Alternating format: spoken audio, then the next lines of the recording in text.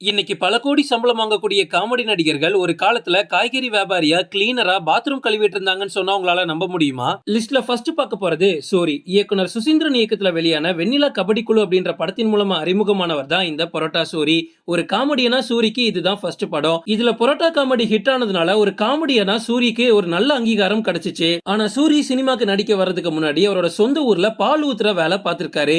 அதுக்கப்புறமா சென்னை வந்து பெயிண்டிங் வேலை பார்த்து கலை இயக்குனர்கள் கிட்ட செட் அமைக்கக்கூடிய வேலையும் பார்த்திருக்காரு. இதை தள்ளி அங்கங்க சின்ன சின்ன கூலி வேலைகளையும் பார்த்திருக்காரு. லிஸ்ட்ல நம்ம அடுத்து பார்க்க போறது அப்புக்குட்டி. வெண்ணிலா கபடி குழு படத்துல இவரும் நடிச்சிருப்பாரு. இவருக்கு ஒரு நல்ல அங்கீகாரம் கிடைச்ச படம் அப்படின்னா அது இதுதான். ஆனா இதுக்கு முன்னாடியே மறுமலர்ச்சி, சொல்ல மறந்த கதை, கில்லி, அழகிய தமிழ் மகன் அப்படின்னு நிறைய படங்கள் நடிச்சிருக்காரு. பட் அங்கீகாரம் கிடைச்சது இதுதான். இவர் சினிமாக்குள்ள வரதுக்கு முன்னாடி வடபழனி சரவணபவன் ஹோட்டல்ல கிளீனராவும் சர்வராவும் வேலை பார்த்திருக்காரு. ஒரு கிளீனர் தேசிய விருது வாங்கின கதை தெரியுமா? அழகர் சாமியின் குதிரை அப்படின்ற படத்துல இவர் நடிச்சிருப்பாரு. அதுல இவருக்கு தேசிய விருது கிடைச்சிச்சு. லிஸ்ட்ல நம்ம அடுத்து பார்க்க போறது மதுமிதா. ஒரு கல் ஒரு கண்ணாடி படத்துல நடிகர் சந்தானத்துக்கு ஜோடியா இவங்க நடிச்சிருப்பாங்க. ஜாங்கிரி அப்படின்ற கேரக்டர்ல. அந்த ஜாங்கிரி கேரக்டர் பண்ணதுக்கு அப்புறமா இவங்களோட லைஃப் எங்கேயோ போயிடுச்சுன்னு சொல்லலாம். தொடர்ந்து எக்கச்சக்க பட வாய்ப்புகள் வந்துகிட்டே இருந்து இவங்களும் நடிச்சுக்கிட்டே இருந்தாங்க. தமிழ் சினிமால ஒரு காமெடி நடிகையா வலம் வந்துட்டு இருந்தாங்க. சினிமாக்குள்ள இவங்க வரதுக்கு முன்னாடி சின்ன திரையில நிறைய தொடர்கள் பண்ணிட்டு இருந்தாங்க. அப்பப்போ நிகழ்ச்சிகள்லயும் வந்துட்டு போவாங்க. விஜய் டிவில ஒளிபரப்பான லொல்லு சபா இவங்களுக்கு ஒரு நல்ல பெயரை வாங்கி கொடுத்துச்சு. ஆனா அதை தாண்டி போராடி தான் சினிமாக்குள்ள வந்தாங்க. லிஸ்ட்ல நம்ம அடுத்து பார்க்க போறது காளி வெங்கட். கண்டிப்பா இவர் எல்லாரோட ஃபேவரட் ஆக்டரா இருப்பாரு. இவரெல்லாம் யாருமே ஹேட் பண்ண மாட்டாங்க. ஒரு நல்ல ஆக்டர்.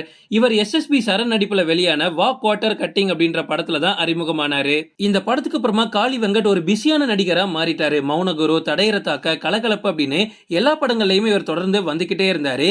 இது எல்லாத்தையும் ஓவர்டேக் பண்ற மாதிரி நிறைய படத்துல செகண்ட் ஹீரோவா நடிக்கிற அளவுக்கு இவருக்கு திறமை இருந்ததை பார்த்து நிறைய படத்துல வாய்ப்பு கிடைச்சிச்சு.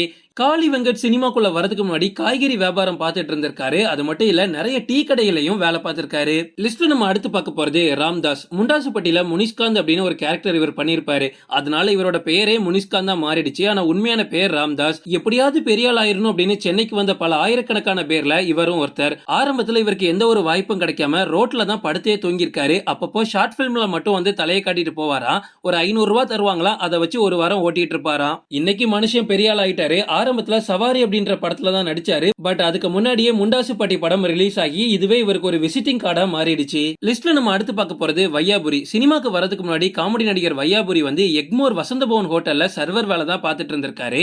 அதுக்கப்புறமா ஃபங்க்ஷன்ஸ் எல்லாம் வரும்ல, அப்ப கேட்டரிங் வேலை வரும். அங்கேயும் போய் வேலை பார்த்துட்டு வருவாராம். அதுக்கப்புறமா காய்கறி நறுக்கிறது, அப்புறமா டேபிள் கிளீன் பண்றது, இந்த மாதிரி எங்க என்ன வேலை கூப்பிட்டாலும் அவர் உடனே போயிருவாராம். பாரதி ராஜாவோட கருத்தம்மா தான் இவரோட முதல் படம். அதுக்கப்புறமா பாலு மகேந்திரா இயக்கிய ராமன் அப்துல்லா அப்படின்ற படத்துல ஒரு வழியா இவருக்கு வாய்ப்பு கிடைச்சிச்சு. அதுக்கப்புறமா இவரோட லைஃபே தலைகீழ மாறி ஒரு அபிஷியல் காமெடியனா இவர் மாறிட்டாரு. லிஸ்ட்ல நம்ம அடுத்து பார்க்க போறது ரமேஷ் திலக். தமிழ் சினிமால இருக்கக்கூடிய டேலண்டடான ஆளுங்கள்ல இவரும் ஒருத்தர்.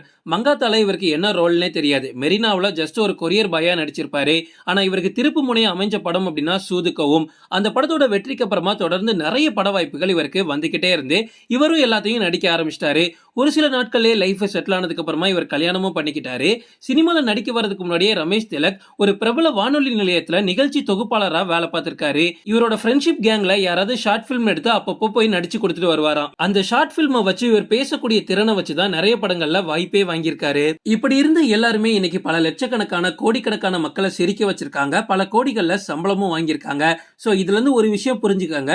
நீங்க ஏதாவது ஒரு விஷயத்துக்கு ட்ரை பண்ணிட்டு இருக்கீங்க அப்படின்னா தொடர்ந்து ட்ரை பண்ணிட்டே இருங்க. கண்டிப்பா ஒரு நாள் உங்களுக்கு வெற்றி கிடைக்கும். ஓகே ஃப்ரெண்ட்ஸ், இதோட நான் இந்த வீடியோ முடிச்சுக்கிறேன். இன்னொரு இன்ட்ரெஸ்டிங்கான வீடியோல நம்ம சந்திக்கலாம். Stay tuned.